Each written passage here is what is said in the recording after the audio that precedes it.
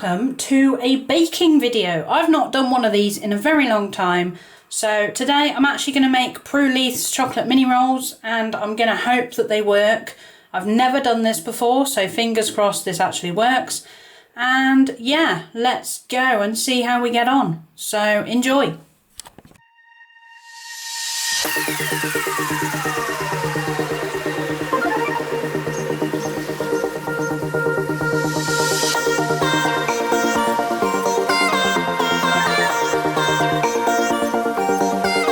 Okay, so you need 4 large eggs. Now I've gone for medium eggs. If I need any more, I can get some more. I managed to explode one of my yolks, so that's why it's a bit yolky in there. So they've been separated, so I've got my whites in one bowl and my yolks in the other. You also need 60 grams of cocoa powder, which I'm going to do right now. And that's actually going to go straight into this bowl because I actually have to add some hot water to it. It does say sieved, whatever you want to call it. I'm just going to find my sieve. Where is my sieve? There it is. Just need a little one. I'm going to have to just put that back to 0. So I need 60 grams. Once that says 60, I know I'm there. Don't use cocoa powder very often. 50.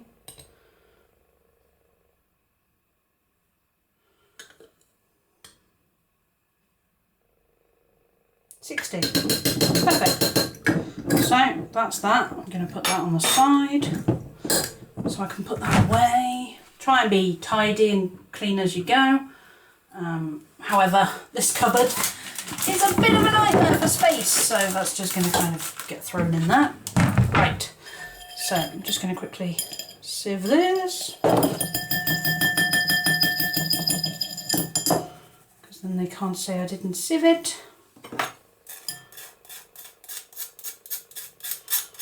I'm just going to get my ingredients all sorted. I'm doing it bit by bit because this is what the recipe says. So, I need to put that in a little bowl. So, I need 30 grams of butter, which I'm going to do now. So if I put that back on there, I need a knife.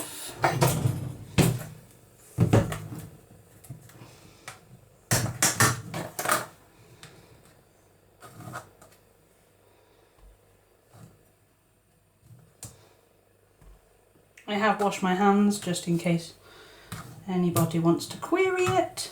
I always wash my hands before I bake. There you go, 30 grams on the dot, very nice. Anything I need again, I'm going to just balance on the edge of the sink in case I need it again. So then I need, just checking the recipe for this, vanilla and boiling water to go in this bowl, so I'm going to do that now. So I need 1 teaspoon of vanilla extract, which I have my fancy little spoons for this. So a teaspoon, one of them. Did I get my vanilla out? No. Maybe I did. Did I get my vanilla out? Can't see it. No. I'm going to go with I didn't. I'll find it later. I'll find my other little one that I was going to use up later. Whoops. So I need 1 teaspoon of this. So I'm going to put a whole teaspoon of that in. And I'm assuming this is making my sponge, or towards my sponge. So, and then I also need 4 tablespoons of boiling water. Now I have just boiled the kettle, so I'm going to do this. So I need, what did I say, 4? 1, 2, 3, 4. May have done a bit more than 4 there, but there we go. And what I'm going to do is, I believe with this, you combine it. So I'm going to get a spoon and I'm going to mix this together.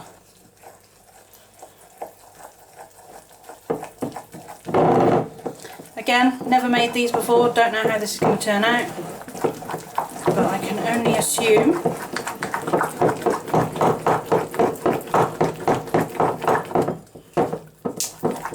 going to go well.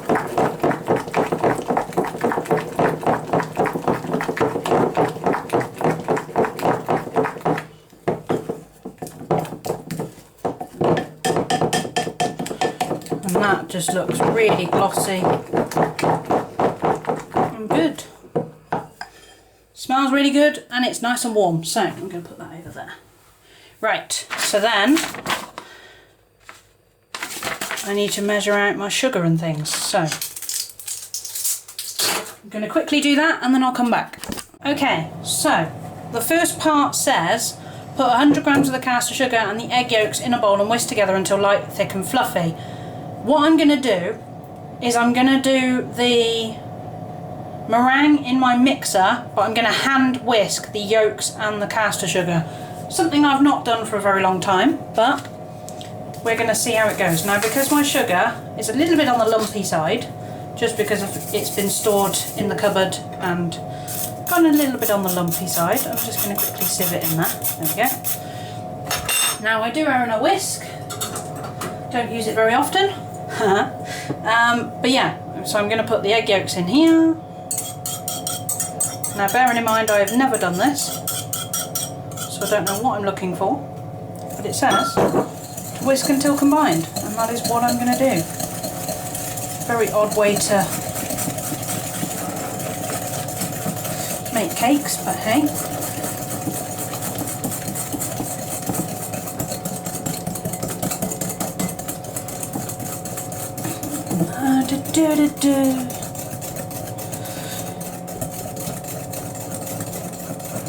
Until light, thick and fluffy. I mean, I'd say that's pretty light.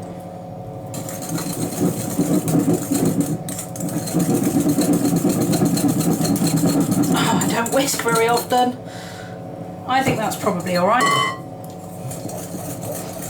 So, add the chocolate mixture and whisk until combined. That's going to be fun.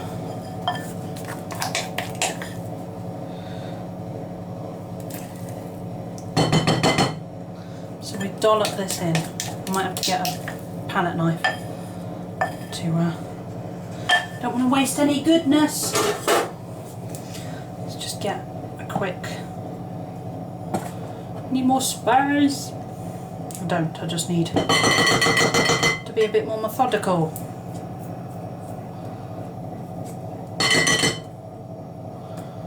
Because baking is meant to be methodical.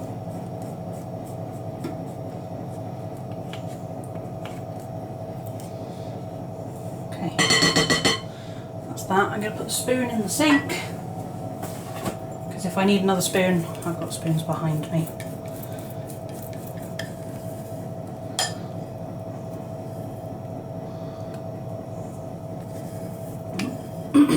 Excuse me. Okay, that's done. I'm going to put that over there for now. Right, whisk until combined. That's going to be fun. Bearing in mind, I have never... Whoa, that's weird. Look how glossy that's gone. Actually amazing. That's incredible.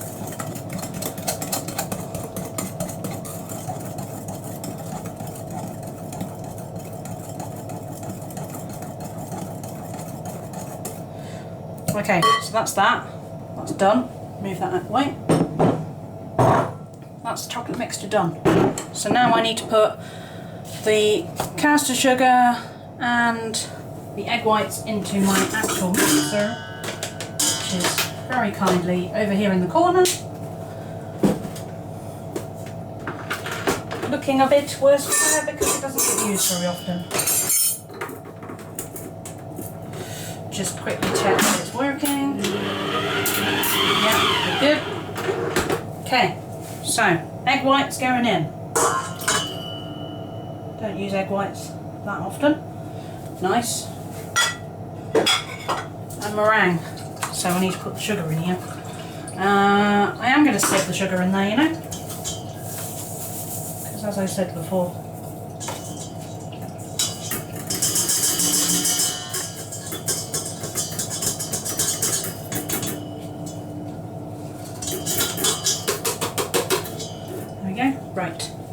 nicely done.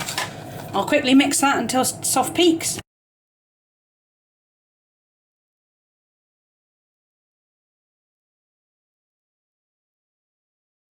Okay, so my meringue is just at that soft peak stage where if you flip the whisk upside down it does hold its shape. So I'm going with that should be okay. So it says, whisk until the sugar has dissolved, yeah. 1/3 of the meringue mixture into the chocolate mixture to loosen.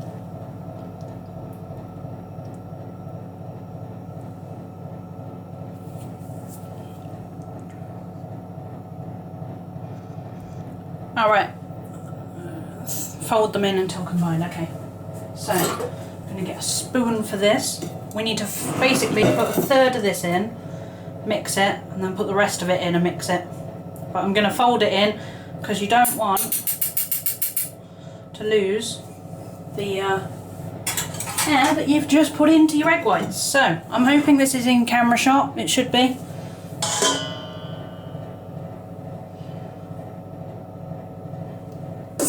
Go with a spoon and a bit. Maybe I'll put a bit more in actually. It's very soft. I don't want the whisk in there. It's one thing I don't want in there. Get rid of the whisk. Quickly be rid of the whisk. Because we're folding, I'm going to use a wooden spoon. And just going to casually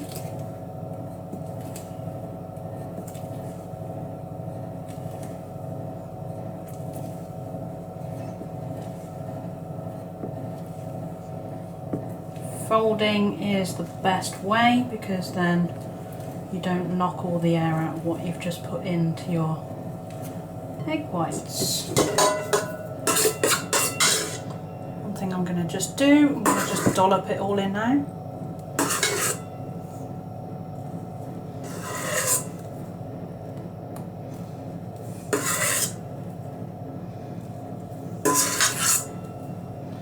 Okay, that's probably alright.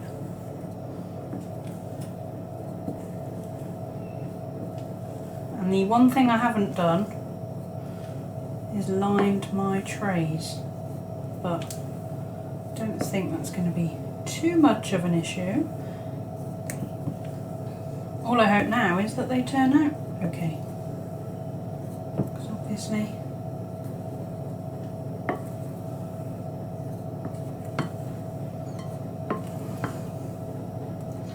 just trying to fold it all in so that it's pretty much combined. Does look really good, I'll be honest. I think I've done a good job of that.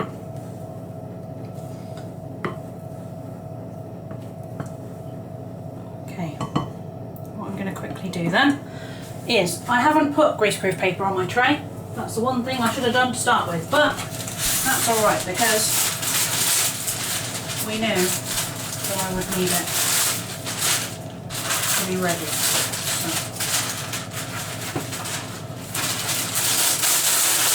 Now I'm not going to lie, I am hoping that at this point this tray is going to be okay.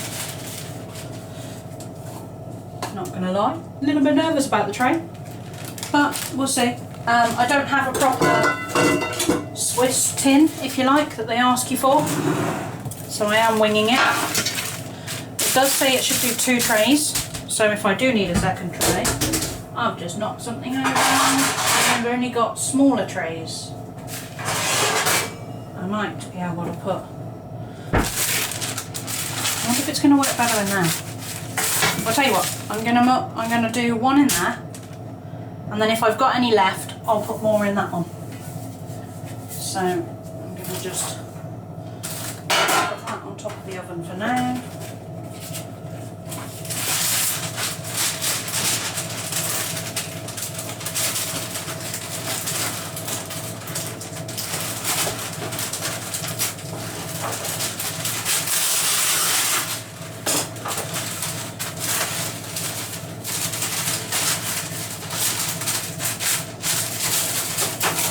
Line that one just in case, but I might not need that one.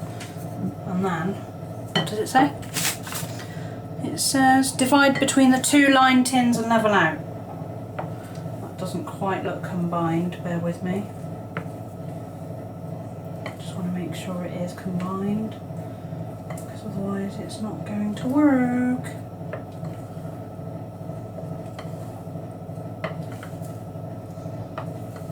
Okay. It's very liquidy.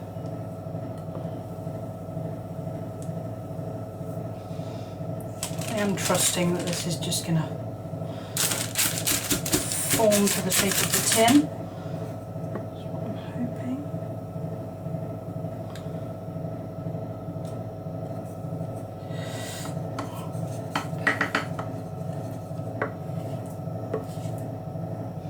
Made a right old mess of the edge of that bowl, didn't I? Oh well, let's see if I can get it to shape the tin.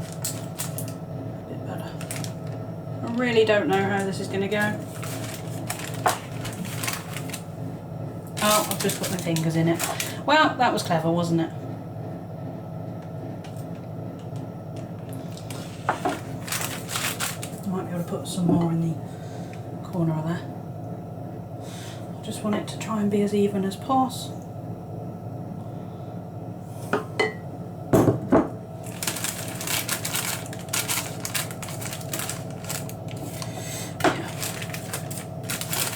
I think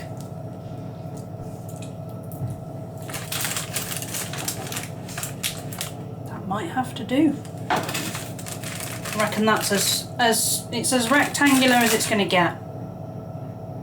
So we're going to now put the remainder into this tray.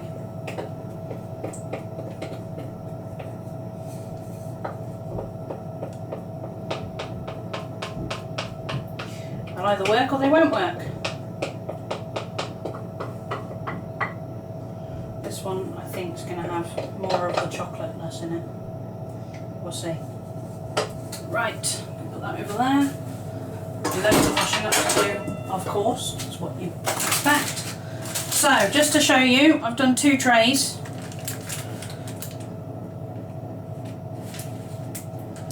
It says about levelling it out now. It seems pretty level to me.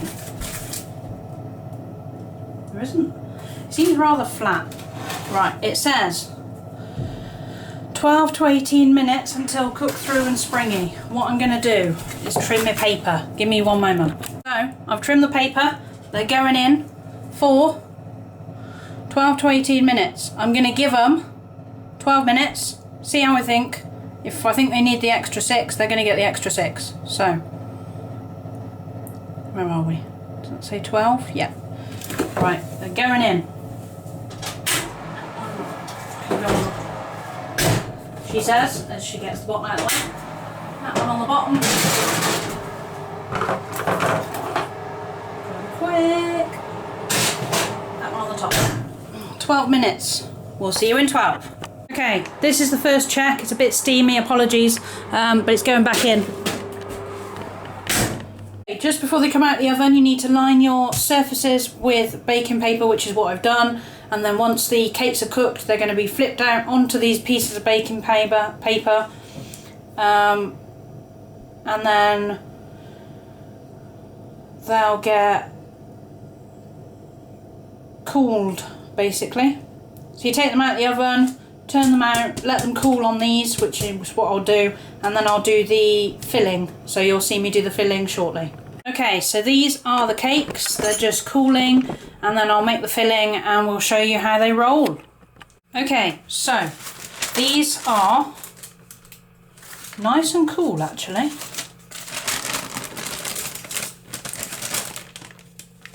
They are going to get a bit stuck to the paper, but I had a feeling that might happen. So what I'm going to do is I'm going to rotate them so that there's a bit of space on the side for now. Right, so in my metal bowl, which I have washed up for your enjoyment. Now, basically I needed to wash it up.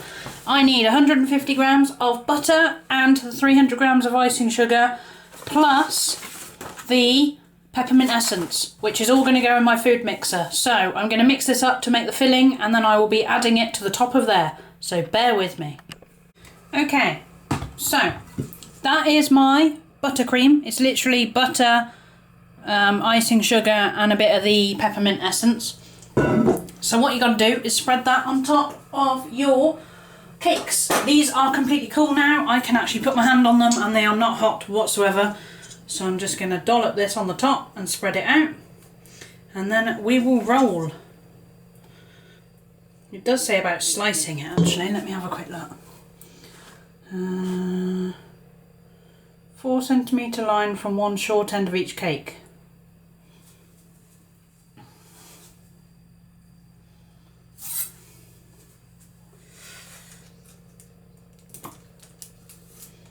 It says score. I mean, this isn't going to be exact because they're not exact rectangles, but I would say that's probably about right. We'll do a line there and a line there. So I'm going to spread this over the top. The one thing I will say with the peppermint essence, try not to go too crazy because it might taste a little bit like toothpaste. I have actually added a bit much, I believe, because it tastes very, very minty on my part.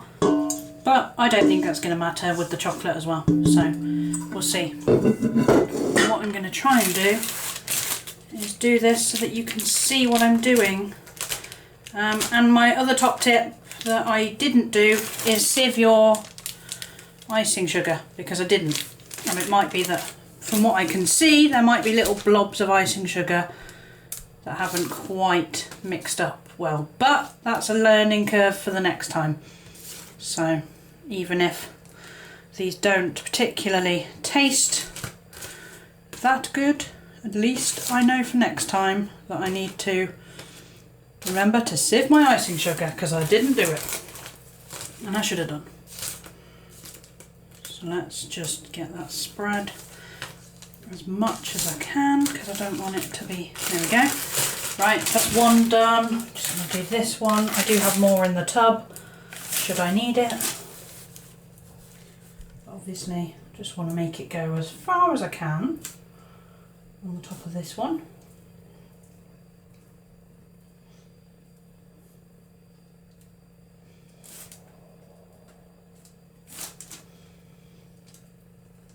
Because this is going to be fun for the rolling part anyway.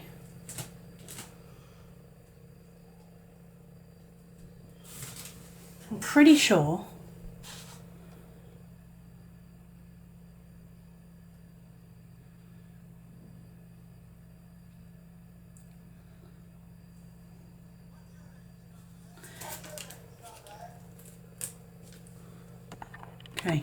Okay, so pretty happy with how they look. Again, remember to sieve your icing sugar. I can tell that there's blobs of icing sugar that haven't quite combined, but that's, you know, just how it is today. So then it says to roll. Okay. I mean, perhaps you should roll it when it's still warm. I don't really know. It's not really rolling, it's more folding. Well, there's bound to be a disaster. That didn't really work, did it? Let's try this one.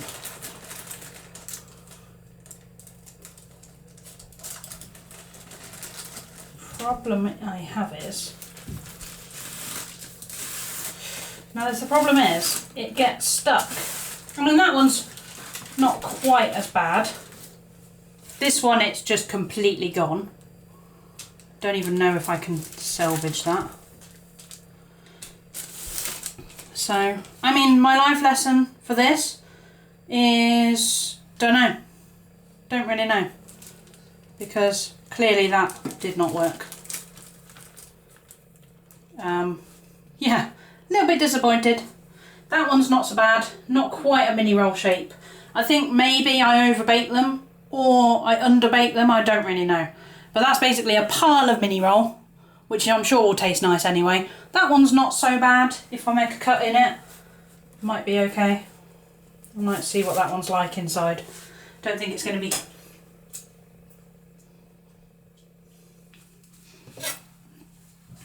I mean,